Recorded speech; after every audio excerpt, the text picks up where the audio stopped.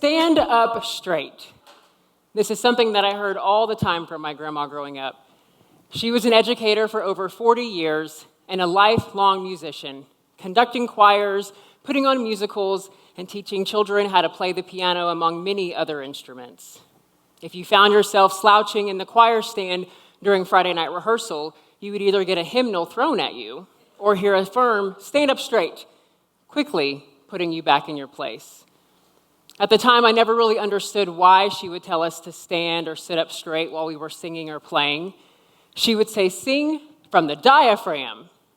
It would be years later, my junior year in human anatomy, in fact, when I learned that the diaphragm is actually a part of your body and not this imaginary place that we sing from in our head.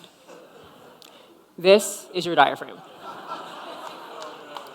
It was also during that year that I learned that the diaphragm is known as the muscle of respiration. And when we sing from our diaphragm, we take this deep breath that essentially makes you stand up. As you breathe in, your stomach protrudes out and your body naturally rises. And it's in that inhale that you get to this posture of standing up straight, from which we can produce this full and confident sound.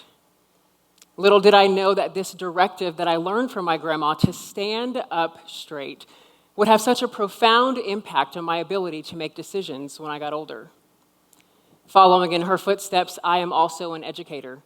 I currently serve as an executive director in a school district, but I spent the previous 10 years as a high school principal. And let me tell you, I understand that decision-making and problem-solving in the midst of chaos can be overwhelming and overrated. But I have used her words as my guide to stand up straight in the midst of chaos and decision-making. I want you to think for a minute about the number of decisions that you have just made today. Even in this moment, you are deciding whether or not you are going to engage in the activity of thinking about your decisions. It is estimated that the average person makes 35,000 decisions every single day. From the moment you wake up, you're deciding, am I going to hit snooze or get out of bed? Am I going to wear a new pair of pants or the same ones I've worn every day all week? Am I going to make breakfast at home or run through the drive-thru? The decisions, they're endless. You see, there are these routine decisions that we make every day that can feel mundane. And then there are the big, potential life-altering decisions that we have to make in our lives. And as leaders, the decisions that we are asked to make on behalf of others. So how do we thrive in the midst of chaos, and how do we make sound decisions when crisis might be all around us? Today I want to talk to you about what is the key element to getting yourself to a place of health and safety to be able to make said decisions. March 13th, 2020. As an educator, this date could be triggering for some. One, because it was Friday the 13th, and that's a whole other thing in schools. But two, this was the date across some of America and the world where our students left their classrooms on a Friday afternoon to go home, some leaving for spring break, and then never returned for in-person learning for the remainder of that semester. In 2020, our lives were turned upside down, and in education specifically, we were forced into an operating system of making decisions with little to no information, or with information that was changing daily regarding the health and safety of others, specifically our students. Yet as leaders, we were forced and asked to thrive in the midst of this chaos and still make sound decisions. The educational term for that year became pivot, because everything that we knew was constantly changing. And our teachers and students sat at home, hunched over computers, learning. In 2020, I took the words "stand up straight" to heart for numerous reasons, because I didn't have any other option. You might not be an educator, and your date might not be March 13th, 2020. But there will come a date when everything that you know as normal will forever be changed, yet you will still be asked and expected to make sound decisions in the midst of that chaos. And some of you, if we're honest with ourselves right now, probably all of us, are in that space right now. Something has happened in your world and everything that you know is normal has forever been changed. It might be the job. Do I make the career change? Do we as a family pack up everything that we own and move across the country? Do I stay in the relationship? Is this diagnosis what it's going to take for me to finally prioritize my health and well-being, whatever it is, wherever you are? I say to you, stand up straight. Interesting things happen in our bodies when we stand up straight. The weight and pressure on our spine and muscles and back is reduced. Our brain functioning is enhanced. You might find yourself in a better mood and have increased confidence. We all know the Superman power pose, shoulders back, chest out. I can do anything. You can breathe better. You can breathe deeper from your diaphragm. And when you allow yourselves these moments of the deep breath, you can switch yourself out of operating in your brainstem, where you are in survival mode, to your prefrontal lobes, the prime place for executive functioning and decision making. So many of the decisions that we make are out of this state of survival where our brain is literally asking, am I safe here? Can I thrive here? Can I learn here? And even more common, those decisions are made hunched over screens, holding our breath and smashing our diaphragm.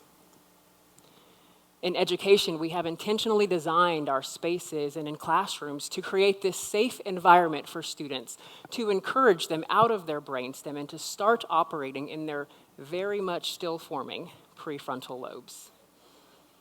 Educators have perfected the art of wait time, giving our students that needed pause, that breath to process and reflect before making decisions. What happens in a school when two students get into an argument?